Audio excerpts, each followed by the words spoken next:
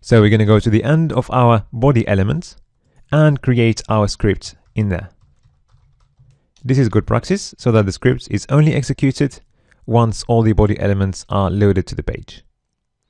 And rather than writing JavaScript code inside the script tags, just for clarity, we are going to create another file that we're going to call javascript.js.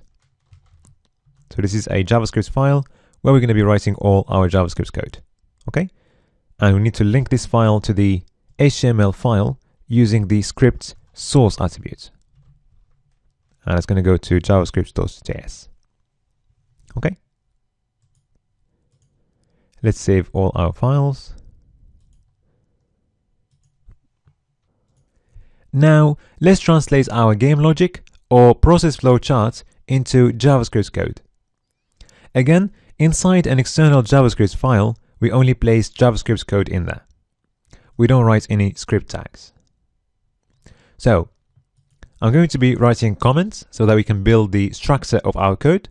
So first of all, when we click on the Start Reset button,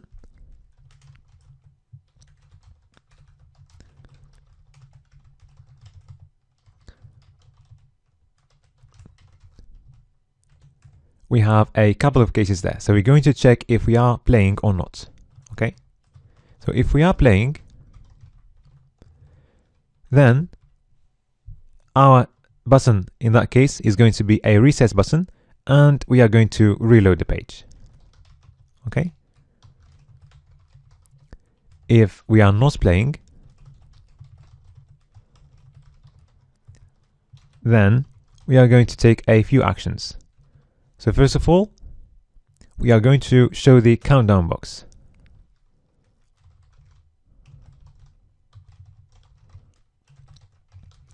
And then we are going to start reducing the time in loops. Okay.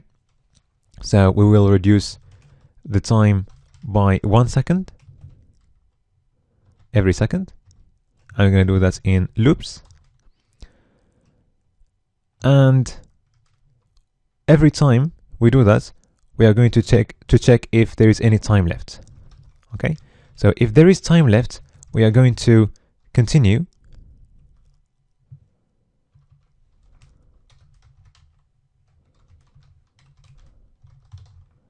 Otherwise, it is going to be game over. Okay?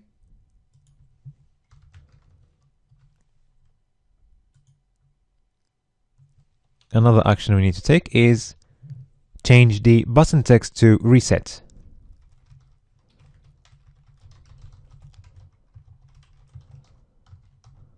Or change button to reset. Okay? And also, we need to generate a new question and multiple answers.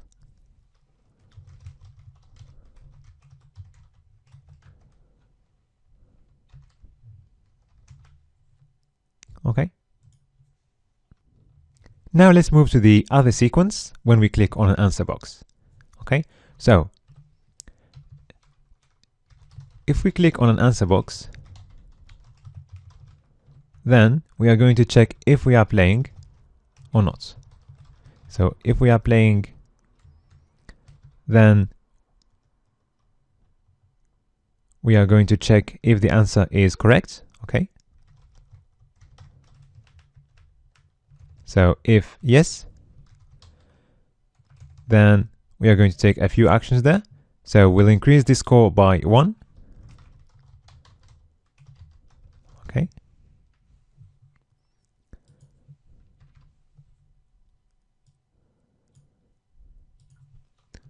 Also, we are going to show the correct box.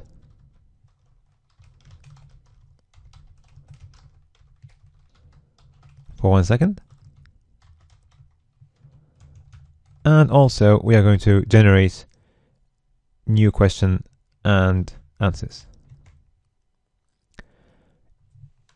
If the answer is wrong, then we will just show the try again box for 1 second.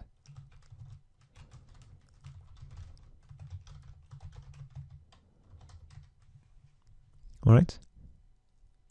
So this is more or less the structure of our code. So now we've got everything ready to start writing our code. Only one slight change before we continue. If we click on the start button and we're not playing yet, we'll need to set the score to 0. Okay, so let's just add that to our list of actions. Set score to 0. Okay, so now you have everything you need to start writing the code. All you need to do is translate all these lines into JavaScript code. So I strongly recommend that you stop the video now, you pause it here, and you try your best to finish the whole code on your own. Okay? If something doesn't work, just click on F12, check what the mistake is, okay? And then try again and keep going, keep trying until you get everything right. Okay? So F12 is going to give you something like this, and you can check your console. Okay? If there are any mistakes, they're going to show here. And then you can come back and start the video again from here, and you can compare what you have done with what I would have done, and then decide which method suits you best. Okay? But very important, you need to pause the video right now and do some work on your own. Hi again. I hope that you managed to build your own code and you got the game working at the end. Now, let's do this together. So, first of all, we need to tell the browser what to do when we click on the Start Resets button. So to do that, we are going to access the button using its ID. So if you remember, the ID of this button was Start Reset. Okay? So to do that, we are going to do document get elements by ID, and then we're using the ID of this button, which is Start Reset. Okay? And then the action here is clicking on the button, so we're going to use onClick. All right? And then after that, we are setting the function to execute once we click on the button. So it's going to be function, then parentheses, and then curly brackets where we're going to place the code of our function. Okay, so we need to check if we are playing. So we would need here a boolean or a variable that we can call playing, for example. And I'm going to set that at the beginning of the code. So this variable can be set to true or false. So at the beginning, when we load our page, the playing variable is going to be false. Okay? And in our code here, we are going to check if we are playing, okay? Which means that if playing equals true, then we are going to write some code there, okay? And if we are not playing, that's going to be else, then we're going to write some other code. Now, if we are playing and we click on the Start Resets button, our page is going to be reloaded, just like this. So, the syntax to reload the page using JavaScript is location.reload. Okay? So this is going to be reloading our page. Okay, if we are not playing, okay, and we click on the Start Resets button, then we are going to go through this list of actions. So first of all, we need to set the score to 0. So we don't have any variable at the moment for the score. We need one because the score is going to be a value that's going to keep changing during the game. Okay, so what we're going to do, we're going to define a variable. We're going to call it score, okay? And we're going to use this variable to change our score. So at the beginning, when the page is loaded, we don't need to give this variable any value, okay? Because once we start the game, we can set it to 0, okay?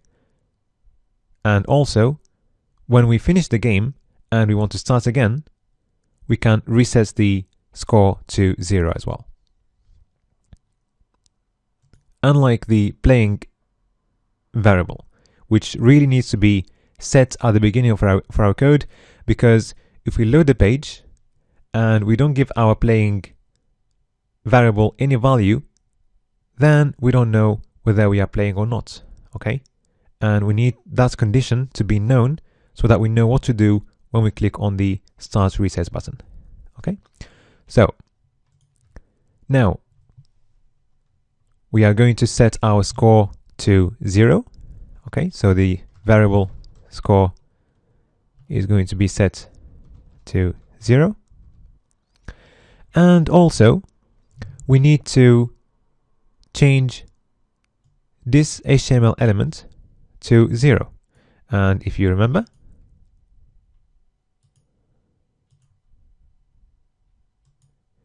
this element was a span of ID score value. Okay, so we're going to need to access this span using its ID and change the inner HTML to the value of the variable score. So to do that, we're going to use document gets elements by ID. Okay, so the ID is score value. Okay, and we're changing the inner HTML of this element to the score value. Alright, now let's just add these comments inside our code to make our code well documented and easy to read. So the else statement corresponds to if we are not playing, okay? And the first action that we have taken there corresponds to setting the score to 0. Okay, so the next action is going to show the countdown box. All right, so if we go to our index.html file, the countdown box has got an ID of time remaining. Okay, so it's this box there. Okay, so we're going to access this element using its ID. Okay, and then we are going to use the display property. Okay, so to access the display property, we need to use style and then display. So to show the elements, we're going to set display to block. Initially, the display property of this item was set to none. Okay, like that. Okay, so to show the item, we're going to change display to block. Okay. Okay, so if we save and try this, let's refresh our page and try. Now we can see our time box there. Okay, but it's not moving yet. Okay, because we haven't started reducing the time yet. Okay, so we have done this. That's done. Okay, moving on. The next action is to start the countdown. Okay, but let's just move to the next one because it's easier. So we want to change the button or the start reset button to reset. Okay, so what we're going to do, we want to change the inner HTML of this button to reset game. So to do that, we're going to use the ID of this button. If you remember, the ID of this button was start reset. Okay, so we are accessing the inner HTML of this element and we're going to be changing that to reset game. Okay, so let's save. And now if we click on the start game, we can see that our timing box appears and also we can see that text changes inside our button. And we can check that the score is working as well. So let's start with a score of 1 rather than 0. Let's save. And now if we click on start game, we can see that we start with a score of 1. We see our timing box and we can see that our button changed to Reset Game. Okay, so now we are in the playing mode. We are supposed to be in the playing mode. So if we click on Reset Game, we expect the page to reload, right? But it doesn't happen. The reason why is because once we went into the playing mode and showed all these elements, we didn't change the variable playing to true, and we are supposed to do that.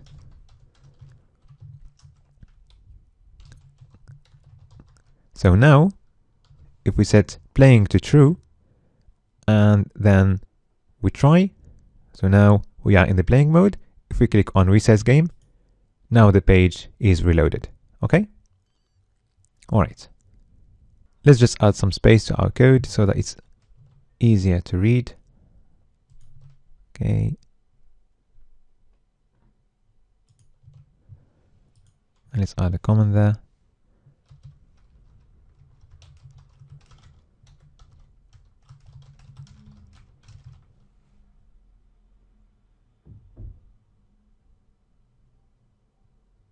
And we want this call to start at 0.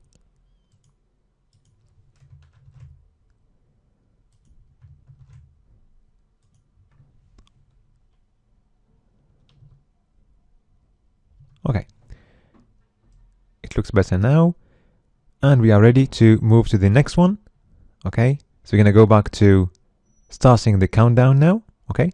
So we want to start the countdown, which means that our number here is going to decrease by 1 every second until 0 and then show a game over message.